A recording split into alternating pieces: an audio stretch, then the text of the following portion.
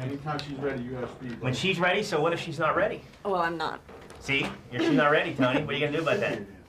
All right. So I'm talking to Robert, and I'm getting ready for the big final question, and they're telling me to wrap it up. And the second I started, they went, "You're done!" And so I didn't get to ask it. And I thought, well, maybe I should start with this question with you, since it's so important. But it's the big breakup scene in the beginning of the movie, the pivotal emotional scene in the movie. Did you guys rehearse that or try it different ways? Because that's kind of like the focal point of the whole movie. Yeah.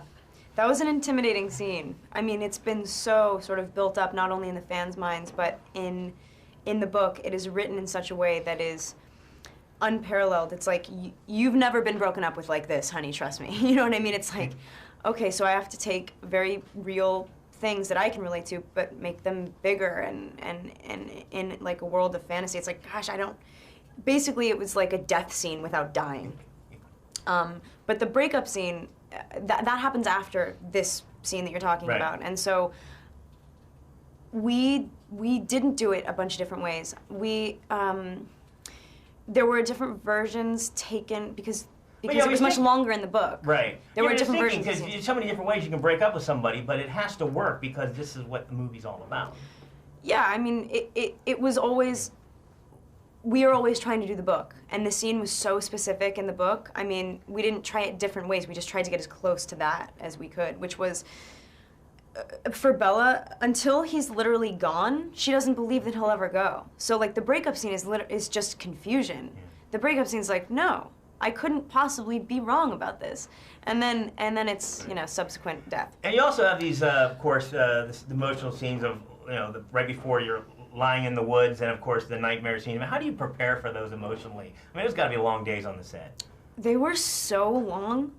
Like, I could literally break down thinking about it. Like, I think that actually helped that we shot all night. I was by myself in the woods, like, wandering around. It felt real.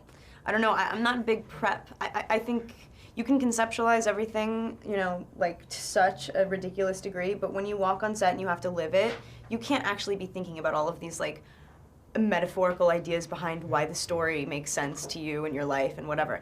It's about, like, breathing it. And the only reason I was able to do that on this as comfortably as I feel I did was because of Chris, because he made me feel really safe.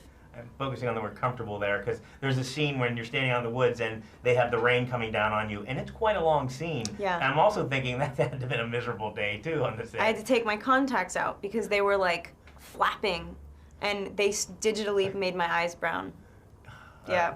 The things you go through for the movie, for the fans. The festival scene is a huge scene.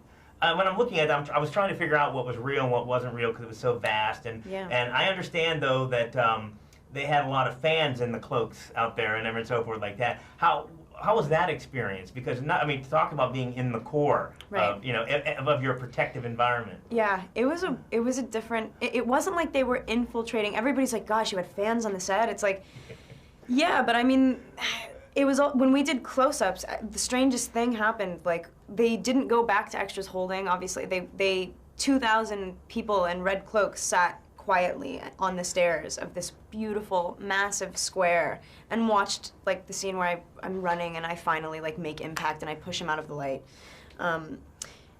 It was like we finished the scene. Usually they say cut and you have to sort of go like, whoa, and you find yourself and it takes a couple seconds, but instantly, like, an eruption of applause and, like, people so, like screaming. And it was like doing theater, and I've never done that, and it was a different experience, but, like, the energy being thrown at you, I mean, I think that made the scene better.